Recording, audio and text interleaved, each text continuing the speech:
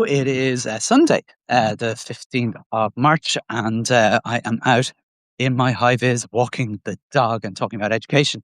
And you may wonder why I am out on a Sunday doing this.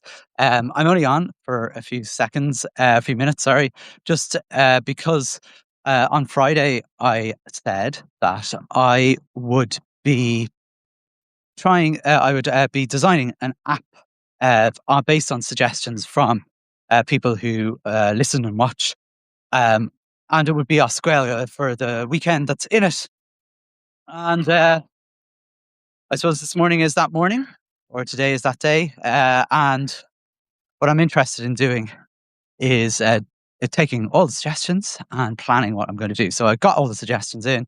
To be honest, there weren't that many. I'll be perfectly honest, and some of them were way too big for me to design a weekend. But there was one which looks like something I could do. And the purpose of doing this app is really to show you, not only to do the app, but to show you how designing an app these days is very different to designing an app even last year or the year before, because you don't really need to know how to code anymore.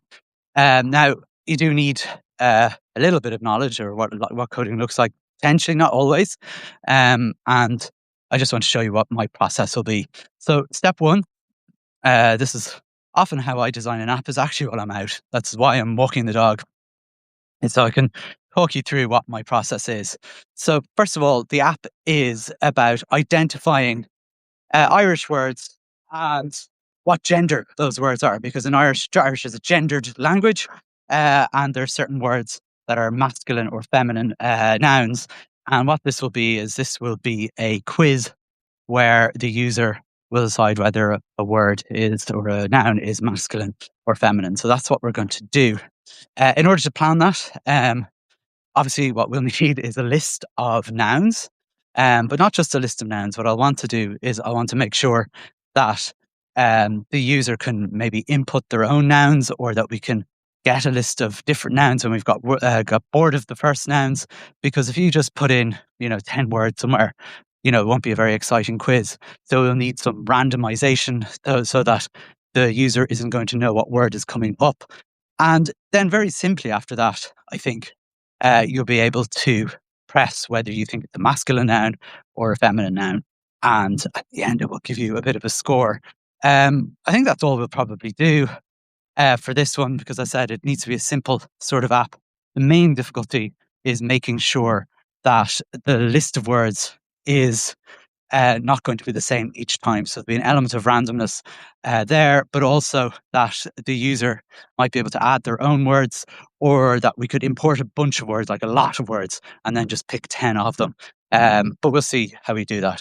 So that's really all I'm planning on doing today. It's a very simple web app. I'll be back to show you how I'm going to design it.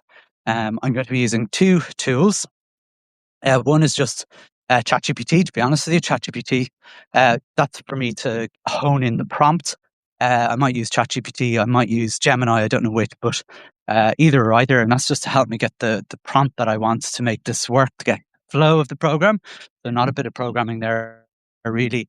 And then secondly, I will be using an app that I like called Cursor. That's the geeky bit of it, the programming side of things.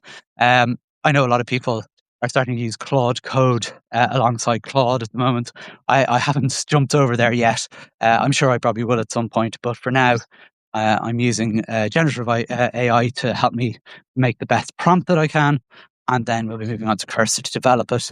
And I mean, ultimately, nothing. The purpose of this will just be to show you how that works, how we hone in the prompts when things go wrong, which they will, even though it's very simple. And then after that, I'll just show you basically what it will look like in the end. That's the plan. I'm looking forward to sharing my process with you as we go along, and I will see you in a few seconds.